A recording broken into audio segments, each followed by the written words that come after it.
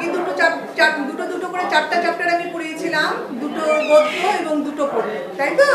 তাহলে আজকে তোমাদের যে অ্যানুয়াল সিলেবাসে আরও যে দুটো গদ্য বাকি আছে এবং ব্যাকরণের যে দুটো চ্যাপ্টার বাকি আছে সে দুটো আজকে আমি পড়াবো। যদিও রামায়ণের চ্যাপ্টারগুলো তোমাদের এখনো পড়াইনি, কিন্তু যেগুলো তোমাদের অ্যানুয়াল সিলেবাসে রামায়ণের চ্যাপ্টারগুলো দেওয়া আছে সেগুলো কিন্তু অবশ্যই পরীক্ষায় থাকবে। তোমাদের যখন কোশ্চেন অ্যান্সার দেওয়া হবে সেগুলো কিন্তু দিয়ে দেওয়া হবে। তাহলে তোমরা আজকে বের করো বাদল দিনে। কে লিখেছে? পুণ্যলতা চক্রবর্তী। লেখিকা পুণ্যলতা চক্রবর্তী 1880 খ্রিস্টাব্দে 10ই সেপ্টেম্বর উপেন্দ্র কিশোর রায়চৌধুরীর কন্যা ছিলেন এবং তিনি জন্মগ্রহণ করেছিলেন 1880 খ্রিস্টাব্দে 10ই সেপ্টেম্বর। তিনি শিশু এবং কিশোরদের জন্য সহজ সরল, যাতে শিশুরা খুব ভালো মতো বুঝতে পারে তার জন্য তিনি অনেক গল্প লিখেছিলেন। তাহলে তোমাদের মূল গল্পটি দেখো এখন। সকালে চোখ মেলেই আবার চোখ বুজে ফেললো মিনা। আর পারা যায় না, সারা রাত ধরে বৃষ্টি হলো, তবু এখনো টিপ টিপ টিপ। পাশে বসে মিনা গুনগুন করে গাইছিল সকালবেলায় বাদল আধারে। মিনা ঠোঁট ফুলিয়ে বলল, এমন বিচ্ছিরি দিনও তোর গান পায় দিদি? আমার তো কান্না পায়।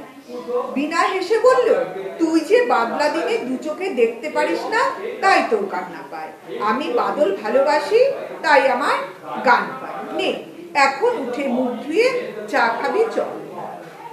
তাহলে বিনা মিনা দুই বোন, একজন বৃষ্টি ভালোবাসে আরেকজন বৃষ্টি ভালোবাসে না। একজন কি করলো, মিনা বৃষ্টি দেখে চোখ বুজে আবার শুয়ে পড়লো, কিন্তু বিনার সেই বাইরে বৃষ্টি দেখে তার মন আনন্দে ভরে উঠলো এবং সে গান গাইতে লাগলো। চা খেতে বসে ঝমঝম করে বৃষ্টি নামলো। ছোট ভাই নন্দ হাততালি দিয়ে বলল, বেশ মজা, আজ স্কুলে যেতে হবে না। আরে বৃষ্টি হে, নে বিস্কুট দিব মেয়ে, নে। মিনা বলল, যা বৃষ্টি ঝরে যা, মাখন রুটি গরম চা। তাহলে তাদের আরেকজন ভাই আছে, সে তার নাম হচ্ছে নন্দ। সেও ভারী মজা, আজকে বৃষ্টি পড়ছে, আজকে আর স্কুল যেতে হবে না। সে কি করলো, হাতে তালি দিয়ে সেও একটি কবিতার ছলে কতগুলি কথা বলল। নন্দ, আয় মেঘ ছেয়ে পেয়ে দুধ দিব মেয়ে পেয়ে। মিনা, যারে মেঘ যা, দেশ ছেড়ে দূরে যা। তাহলে এখানে এক একজন এক একটা করে বৃষ্টিকে দেখে কবিতা বলছে। মেঘ জল যাই হোক, বাবা ঠিক অফিস যাবে, তার অনেক কাজ, রাস্তায় জল জমেছে, মা তাড়াতাড়ি স্টোভে রান্না চাপালেন। নন্দ স্কুল যাবে না, কারো মন খারাপ, কিন্তু বাবাকে তো অফিস যেতেই হবে, তাই মা কি করলেন, তাড়াতাড়ি করে স্টোভে রান্না বসালেন। নন্দ কেমন মজা করে বৃষ্টিতে স্নান করলো। মিনার কাল একটু কাশি হয়েছিল বলে ভিজতে পেল না, তাই মনটা আরো খারাপ হয়ে গেল। মায়ের রান্না চমৎকার খিচুড়ি, আলু ভাজা, ডিমের বড়া খেয়ে তবে মনটা আবার ভালো হলো। দুপুরে মা শুয়ে বই পড়ছে, বিনা সেলাই করছে, নন্দ কাগজের নৌকা বানিয়ে জলে ভাসাচ্ছে। মিনার কোনো কিছুতেই মন বসছে না, সেলাই হাতে নিয়ে নেড়ে নেড়ে রেখে দিল। নন্দর পাশে বসে 2-4টা নৌকা ভাসিয়ে দূর ছাই বলে আবার উঠে পড়লো। একটা গল্পের বই নিয়ে বসলো। যেই না গল্পের ছোট্ট মেয়েটি গভীর বনে পথ হারিয়ে ফেললো, অমনি বইটা ছুঁড়ে ফেলে দিল। তারপর মুখখানা হাড়িপানা করে জানালার পাশে বসে রইল। মানে তার কিছুতেই বৃষ্টি দেখে কোনো কিছুতেই তার মন বসছে না। সামনে রাস্তার ধারে ধুলো মাখা রোদে পড়া গাছটা বৃষ্টির জলে স্নান করে তাজা হয়েছে। সবুজ পাতার মাঝে ফুটে উঠেছে গোল গোল ফুরফুরে হলদে কদম ফুল। গাছতলায় কত ময়লা জমেছিল, সেসব এখন সবুজ ঘাসে ঢেকে গিয়েছে। চুষে ফেলে দেওয়া আমের আটি থেকে ছোট চারা বেরিয়েছে।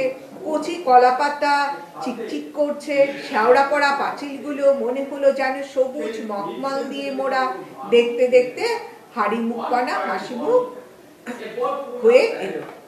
তাহলে কি প্রকৃতি কি হয়, যখন আমাদের বৃষ্টি নামে আমাদের বসন্তকালে সমস্ত পাতা ঝরে যায়, সমস্ত রুক্ষ হয়ে যায়, কিন্তু বর্ষাতে যখন বৃষ্টি নামে সেই বৃষ্টির পর জল পেয়ে তখন গাছে নতুন পাতা জন্মায়, গাছের পাতার মধ্যে যে ধুলোবালিগুলো জমে থাকে সেগুলো চলে যায়, চারিদিক কি মনে হয় সব চকচক করছে, কোথাও কোনো নোংরা নেই।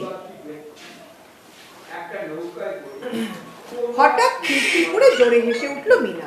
নন্দ ছুটে হলো। কি হলো ভাই চলতি? একটি ছোট্ট ছেলে সামনে রোয়াকে বসে কি যেন খাচ্ছিল।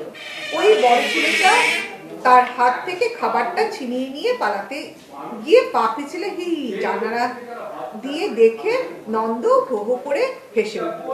একবার কাদামাখা খুদ বেশ হয়েছে, যেমন কর্ম তেমনি ফল।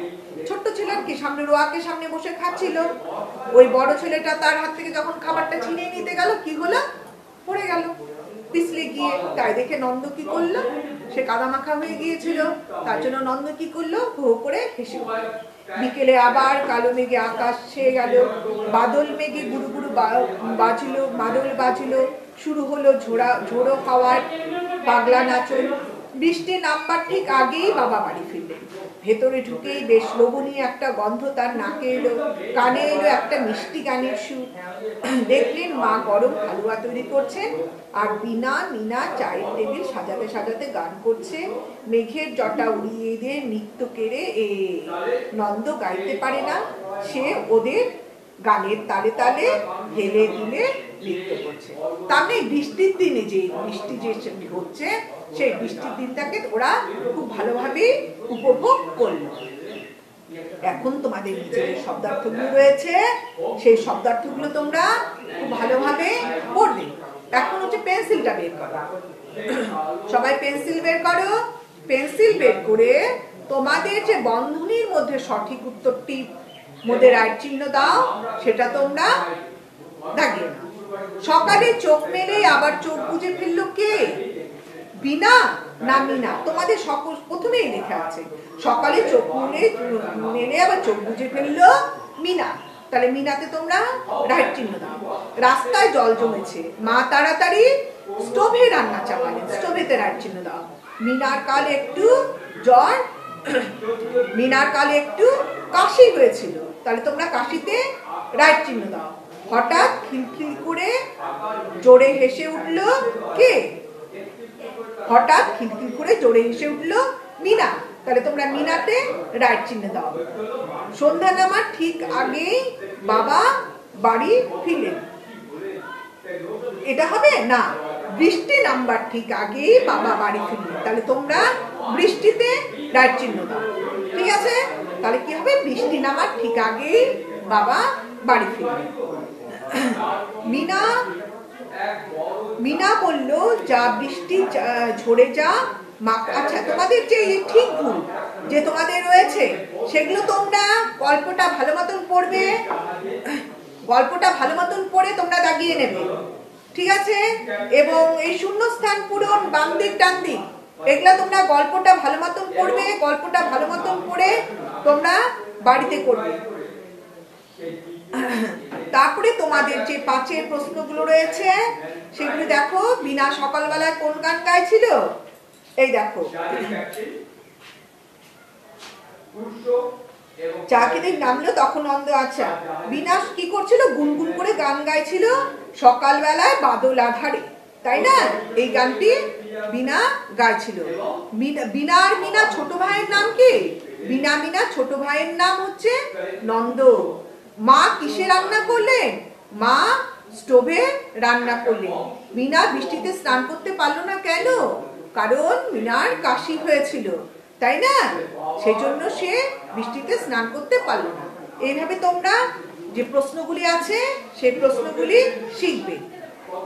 এখানে রয়েছে শব্দার্থ, সেই শব্দার্থগুলো তো তোমাদের বইয়ের মধ্যেই আছে। শব্দার্থগুলি পড়বে এবং বাক্য রচনাগুলি তোমরা ভালো করে পড়বে। এখন দেখো তোমাদের লাস্ট চ্যাপ্টার যে তিতিরের গল্প, একদম পাঠ 27 পেজ নম্বর 77, এটা বের করো। কে লিখেছেন? উজ্জ্বল কুমার দাস। উজ্জ্বল কুমার দাস কোথায় জন্মগ্রহণ করেছিলেন? 1963 সালে 8ই জুলাই কলকাতাতে জন্মগ্রহণ করেছিলেন। তোমরা প্রত্যেকটা গল্প কবিতা পড়ার আগে যিনি গল্প লিখেছেন লেখক, যিনি কবিতা লিখেছেন তার যে জীবনীগুলো, কোথায় জন্মগ্রহণ করেছেন, তার বাবা মার নাম কি, তার কয়েকটি গল্পের নাম, এগুলো তোমরা একটুখানি চোখ বুলিয়ে নেবে, কারণ শুধু গল্প কবিতাটাই নয়, এগুলো সবার জানা দরকার। তাহলে দেখো, তিনি কলকাতা বিশ্ববিদ্যালয় থেকে বিজ্ঞানে স্নাতক হন। তাহলে তিনি বিজ্ঞান বিষয়ে পড়াশোনা করেছিলেন, কিন্তু তিনি গল্প লিখেছিলেন। দেখো, তিতি রোজ বাবার সাথে স্কুলে যায়। বাবা কদিন অফিসের কাছে বাইরে গেছে বলে তিতিরকে দাদু স্কুলে নিয়ে যাচ্ছে। দাদুর সাথে তিতির স্কুলে যেতে যেতে খুব মজা পায়। একটা 3 চাকার সাইকেল রিক্সাতে চেপে রাস্তার দুধারে সবকিছু দেখতে দেখতে সে যেতে পারে। সবাই তো দাদুর সাথে যেতে মজা পায়, তাই না? কারণ দাদুরা তো যা বলে তাই শোনে। তিতির এখন ক্লাস 3-তে পড়ে। তার মনে নানা রকম প্রশ্ন। স্কুলে যাওয়ার পথে সে যা যা দেখে দাদুকে সবকিছু জিজ্ঞাসা করে। বাবার সাথে স্কুলে গেলে তিতির বাবাকে কোনো কথাই জিজ্ঞাসা করতে পারে না। বাবার সাথে সে স্কুটারে করে স্কুলে যায়। বাড়ি থেকে বেরিয়ে হুশ করে 5 মিনিটের মধ্যেই তিতির স্কুলে পৌঁছে যায়। তাই স্কুলে যাওয়ার পথে বাবার সাথে কোনো কথাই হয় না। দাদুর সাথে তো সাইকেলে করে স্কুলে যায়, আস্তে আস্তে যায়, কিন্তু কি বাবার সাথে কি স্কুটারে করে যায়। তার ফলে কি একটু সময়ের মধ্যে স্কুলে পৌঁছে যায়, বাবার সাথে আর তার কোনো কথাই হয় না। দাদুর সাথে রিকশায় চেপে স্কুলে যেতে যেতে তিতির অনেক কথা হয়। আজ সে দাদুর সাথে রিকশায় করে স্কুলে যাবার সময় রাস্তার মাঝখানে সাদা কালো দাগ দেখে দাদুকে জিজ্ঞাসা করলো, দাদু ওই দাগগুলো রাস্তায় দেওয়া থাকে কেন? তিতিরের প্রশ্ন শুনে দাদু হেসে বললেন, দিদি ভাই, এগুলোকে বলে জেব্রা ক্রসিং। তোমরা বড় বড় শহরে গেলে রাস্তায় দেখতে পাবে এরকম দাগ দেওয়া থাকে। সেটা কিসের জন্য?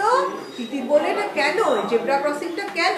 দাদু বলল, বড় রাস্তায় চলার সময় কি হয় তোমরা লক্ষ্য করে দেখবে, রাস্তায় সাদা কালো রং দিয়ে জেব্রার গায়ে যেমন দাগ টানা থাকে তেমনি দাগ টানা থাকে। এটাকে বলা হয় জেব্রা ক্রসিং। এই জেব্রা ক্রসিং দিয়ে কি হয়, লোক নিরাপদে রাস্তা পারাপার করতে পারে।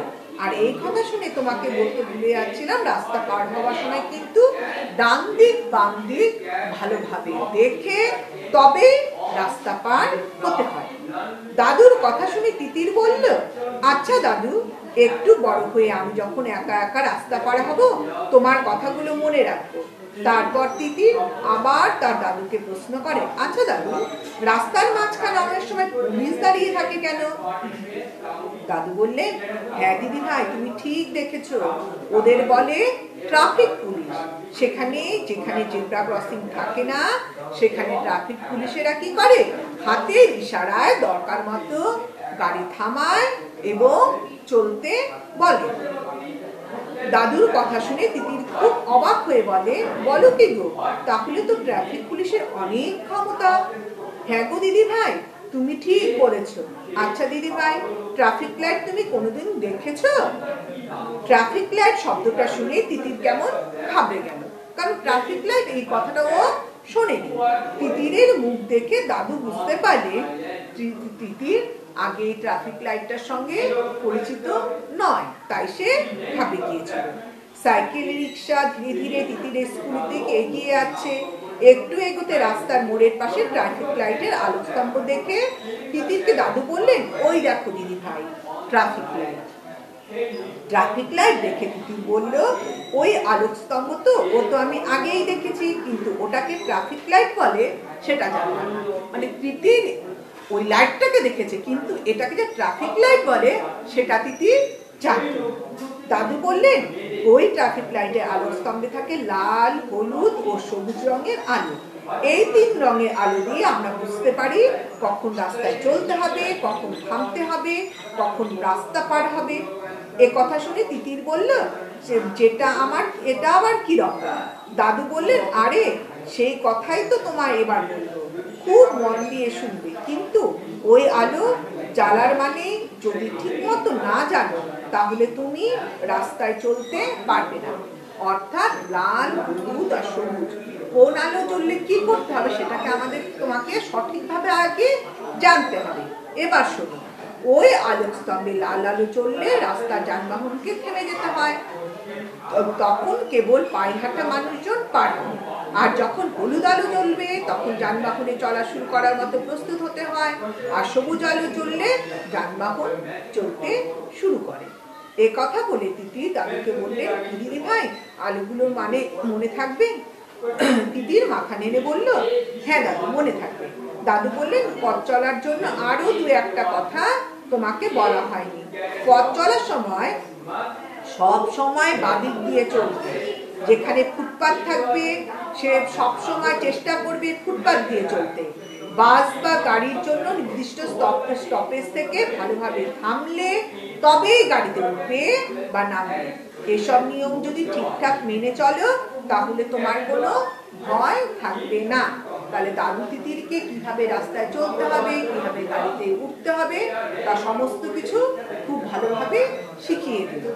তিতির বলল, ঠিক আছে দাদু, তোমার সব কথা আমি ভালো করে বলে রাখবো। আচ্ছা দাদু, সেদিন টিভিতে দেখেছিলাম সবাইকে স্কুটার চালানোর সময় হেলমেট পরতে বলেছে, কিন্তু বাবা কেন আমাকে স্কুলে নিয়ে যাওয়ার সময় বা অফিস যাওয়ার সময় হেলমেট পরে না?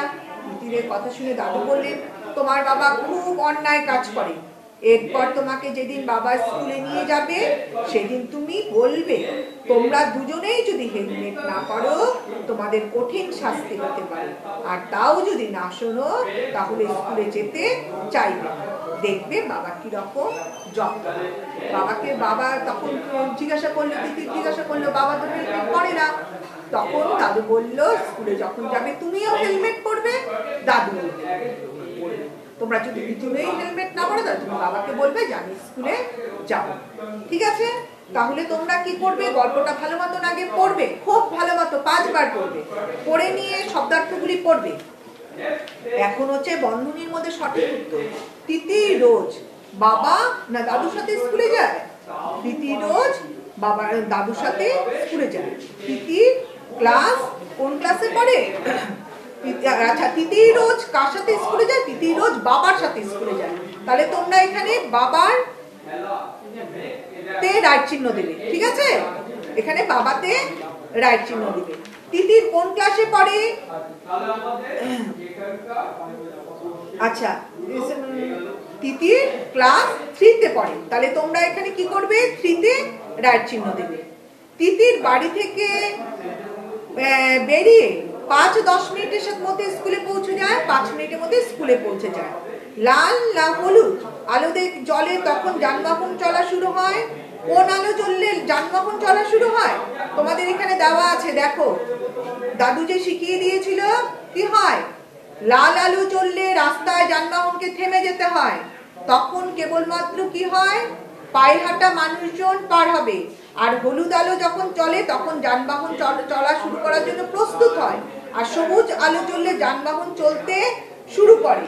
তাহলে এখানে তোমাদের দেওয়া আছে যখন যানবাহন কখন চলার জন্য প্রস্তুত হয়, লাল না হলুদ, তখন তোমরা কি করবে? হলুদে রাইট চিহ্ন। ঠিক আছে? এই যে কোন আলোতে চলতে হবে, কোন আলোতে থামতে হবে সেটা খুব ভালো মতো পড়বে। আর হচ্ছে সঠিক উত্তর ঠিক ভুল সেটা তোমরা গল্পটা পড়ে শূন্যস্থানটা দাগিয়ে নেবে। শূন্যস্থানটাও তোমরা কি করবে? তিতির এখন ক্লাস 3 তে পড়ে, বাবার সাথে সে রোজ কি স্কুটার করে স্কুলে যায়, দাদুর সাথে রিক্সায় চেপে স্কুলে যেতে যেতে তিতির অনেক গল্প করে, তাই না? এটা হচ্ছে শূন্যস্থান। এখন বাম দিক গুলো পড়বে, আর তোমাদেরকে তো প্রশ্নের অ্যান্সার গুলো লিখিয়ে দেওয়া হবে। তিতির কার সাথে রোজ স্কুলে যায়? তিতির বাবার সাথে রোজ স্কুলে যায়। তিতির ট্রাফিক লাইট শব্দটা শুনে কি হয়েছিল? একটু ঘাবড়ে গিয়েছিল। কাদের ট্রাফিক পুলিশ বলা হয়? যারা রাস্তার মোড়ে দাঁড়িয়ে কি যানবাহন চলাচল নিয়ন্ত্রণ করে, তাদেরকে বলা হয় ট্রাফিক পুলিশ। তাদের কাজ কি? তারা যানবাহন চলাচল নিয়ন্ত্রণ করে। নিরাপদে রাস্তা পারাপার হওয়ার জন্য কি ব্যবহার করা হয়? Zebra crossing. তাহলে তোমাদের দুটো গল্প পড়া হয়ে গেল। এখন তোমরা ব্যাকরণ থেকে বের করো লিঙ্গ। এখন তোমরা ব্যাকরণ বইটা বের করো, ব্যাকরণ বই থেকে লিঙ্গ বের করো। লিঙ্গ কথার অর্থ কি? লিঙ্গ কথার অর্থ হচ্ছে লক্ষণ বা চিহ্ন। যে লক্ষণ বা চিহ্নের দ্বারা আমরা স্ত্রী পুরুষ উভয়কেই বা স্ত্রী পুরুষ কোনোটাই নয় বোঝাই, তাকে বলা হয় লিঙ্গ। তাহলে লিঙ্গ কত প্রকার? লিঙ্গ 4 প্রকার: পুংলিঙ্গ, স্ত্রীলিঙ্গ, ক্লীবলিঙ্গ এবং উভয় লিঙ্গ। পুংলিঙ্গ কি? যখন শুধুমাত্র পুরুষ জাতিকে বোঝাবে তখন হচ্ছে পুংলিঙ্গ, যেমন ছেলে, তাই না? যদি মেয়েদেরকে বোঝায়, স্ত্রী জাতিকে বোঝায়, তখন হবে স্ত্রীলিঙ্গ, যেমন ছেলে, মা। যদি ক্লীবলিঙ্গ কি? যেটা স্ত্রী পুরুষ কোনোটাই নয়, অচেতন পদার্থ, সেটা হচ্ছে ক্লীবলিঙ্গ, যেমন চেয়ার, বই, টেবিল, এদের কি প্রাণ আছে? এগুলো হচ্ছে অচেতন পদার্থ, এগুলো হচ্ছে ক্লীবলিঙ্গ। আর উভয় লিঙ্গ কি? যেটা স্ত্রী পুরুষ কোনোটাকে নির্দিষ্ট করে বোঝায় না।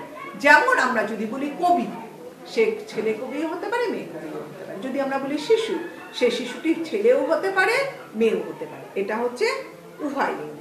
তাহলে তোমরা লিঙ্গ কাকে বলে, লিঙ্গ কত প্রকার, কি কি, এবং কোন লিঙ্গ কাকে বলে সেটা ভালো করে পড়বে। এখন যে তোমাদের লিঙ্গ পরিবর্তন রয়েছে, বইয়ে যে রয়েছে যে লিঙ্গ পরিবর্তনগুলি, তোমাদের কিন্তু পরীক্ষায় লিঙ্গ পরিবর্তন আসবে, সেই লিঙ্গ পরিবর্তনগুলি তোমরা ভালো মতো পড়বে। এগুলা কিন্তু মুখস্থ করতে হবে। আরেকটা চ্যাপ্টার রয়েছে তোমাদের, সেটা হচ্ছে পুরুষ। পুরুষ কি? যাকে আশ্রয় করে বাক্যে কর্তার রূপের পরিবর্তন হয় তাকে বলা হয় পুরুষ। পুরুষ কত প্রকার? পুরুষ হচ্ছে 3 প্রকার: উত্তম পুরুষ, মধ্যম পুরুষ আর হচ্ছে প্রথম পুরুষ। উত্তম পুরুষ কি? উত্তম পুরুষ আমি হচ্ছে আমি নিজেকে, সেটা হচ্ছে উত্তম পুরুষ। বস্তু নিজেকে বোঝাবার জন্য নিজের নামের পরিবর্তে ব্যবহার করা যে সর্বনাম পদ ব্যবহার করা হয় সেটা হচ্ছে উত্তম পুরুষ। উত্তম পুরুষকে আমি, আমরা, এগুলো হচ্ছে উত্তম পুরুষ। আর মধ্যম পুরুষ কি? বক্তা যখন সামনে উপস্থিত, আমার সামনে কেউ দাঁড়িয়ে আছে, তাকে বোঝাবার জন্য যে সর্বনাম পদ ব্যবহার করা হয় সেটা হচ্ছে মধ্যম পুরুষ, যেমন তুমি, তোমরা। আর প্রথম পুরুষ কি? উত্তম পুরুষ এবং মধ্যম পুরুষ বাদ দিয়ে আমার বক্তার সামনে অনুপস্থিত কোনো ব্যক্তি, তাহলে আমরা কি, আমি নিজে হচ্ছে সেটা হচ্ছে উত্তম পুরুষ, আর আমার সামনে ব্যক্তি সেটা হচ্ছে মধ্যম পুরুষ। এগুলো বাদ দিয়ে, তার মানে আমার সামনে কোনো অনুপস্থিত কোনো ব্যক্তি, তাকে বোঝাতে যে সর্বনাম পদ ব্যবহার করা হয় সেটা হচ্ছে প্রথম পুরুষ। প্রথম পুরুষ। প্রথম পুরুষ কি? সে, তিনি, তাহারা, এগুলো হচ্ছে প্রথম পুরুষ। তাহলে তোমরা পুরুষ কাকে বলে, পুরুষ কত প্রকার, কি কি, সেটা ভালো মতো পড়বে। তাহলে আজকে তোমাদের এই পর্যন্তই থাক। পরবর্তীতে যদি একটা ক্লাস পাই তাহলে তোমাদের আমারটা পড়িয়ে দেবো, না হলে তোমাদের প্রশ্নের আনসারগুলো দিয়ে দেবো। কতক্ষণ